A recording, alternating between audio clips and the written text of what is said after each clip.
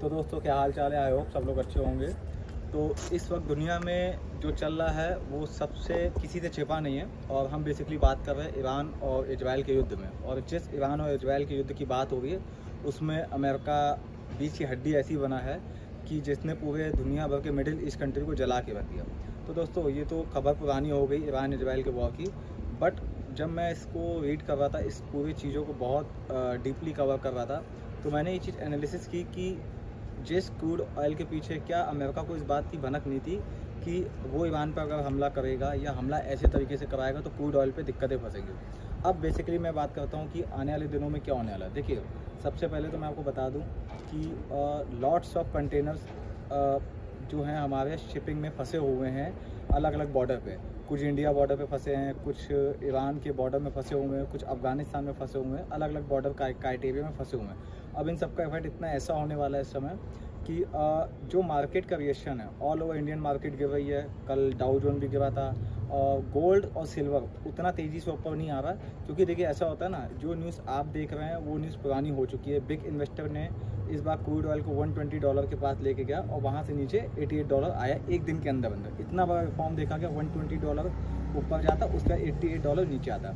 Middle east country में present time पे condition ये कि वहाँ से क्रूड ऑयल निकल नहीं पा रहा है, क्योंकि स्टेट ऑफ हार्मोज, जहाँ पे जिसको सबको आइडिया है, वो ऐसा बॉर्डर एरिया जहाँ से सील कर दिया गया पूरा।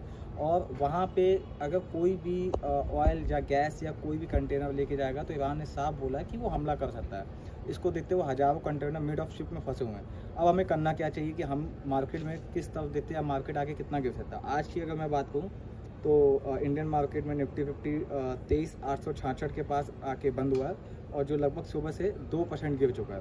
क्लोजिंग 1.63% के आसपास हुई है, -394 पॉइंट्स की। तो मुझे लगता है ये गिरावट अभी और आगे ज़्यादा रहेगी, और अब पैनिक मोड स्टार्ट हो चुका है, क्योंकि देखिए गवर्नमेंट की एडवाइजरी आ गई है, गैस को भी लेके, ऑयल्स को भी लेके, और शिपिंग फंसे हुए हैं। हमारे यहाँ की जितनी चीज़ें एक्सपोर्ट होती है बहुत अच्छी क्वांटिटी में, एग्जांपल के तौर पर अगर बासमती राइस भी ले लो तो उसकी भी 75% क्वांटिटी मिडिल ईस्ट में एक्सपोर्ट होती है। वो पूरे कंटेनर फंसे हुए हैं, इंश्योरेंस कंपनी ने हाथ कर दिए हैं, और कहीं से भी किसी को भी कोई भी सपोर्ट नहीं मिला। तो मुझे लगता है आने वाले दिनों में बहुत ज़्यादा पैनिक मचने वाला है।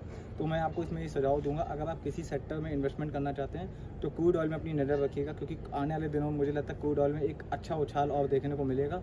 और हाँ, गोल्ड और सिल्वर से दूर रहेगा, क्योंकि ये सेक्टर चल चुके हैं ऑलरेडी। तो अगर आप कहीं पैसा लगाना चाहते हैं तो बिटकॉइन पे ध्यान दीजिएगा। बिटकॉइन नीचे नहीं गिर रहा है, उसको उठाया जा रहा है। तो आने वाले दिनों में बिटकॉइन में हम तेज़ी देखेंगे, क्रूड ऑयल में कुछ दिनों के लिए तेज़ी देखेंगे। अल्टीमेटली रिस्की एसेट कम होंगे बढ़ना, और सेफ एसेट बढ़ेंगे जैसे ये मामला शांत होगा।